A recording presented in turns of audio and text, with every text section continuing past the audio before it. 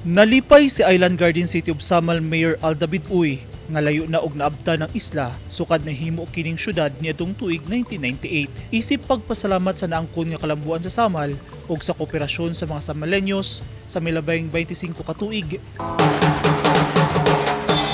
Nag-andam ang lokal nga gobyerno og klase-klaseng mga aktibidad alang sa usa ka semana nga pagsaulog sa founding anniversary sa Igacus. Sama sa binibining Igacus, gig sa mga band members, agri-trade fair, art exhibit ug ang bonggang fireworks display sa katapusan sa selebrasyon karong Marso 7.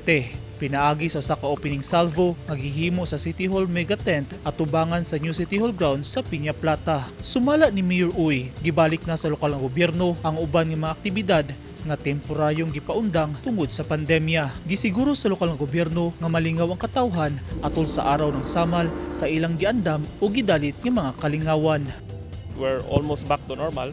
So after 2 years na ang binibining Igacus, we have the agri-trade fair, bago lang nahuman ang ato ang job fair, and naatay mga gipang groundbreaking ng mga major local infrastructure sa Samal, and of course karong March 6 ang BIR building nato, no less than si Senator Aimee o ang commissioner, no, ang chairman sa commissioner sa BIR si Attorney Lumagi abot diri sa Samal. So mao na, no, daghan mga activities, mga kalingawan, naatay mga awards night for our local and national partners.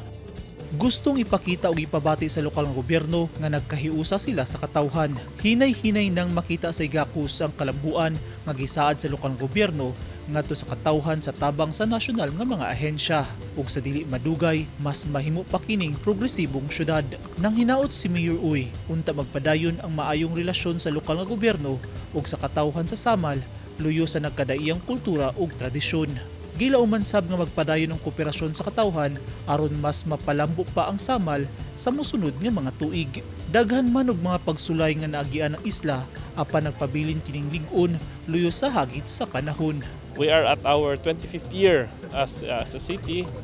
Daghan tag mga nasulayan. I'm very sure dili man gyud mawala ning mga pagsulay.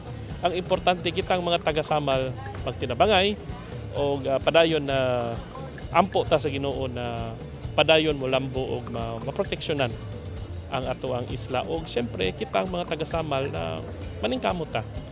Giawhag sa lokal nga gobyerno sa Samal ang tanan nga duyugan sila sa ilang pagsaulog sa ika-25 nga anibersaryo.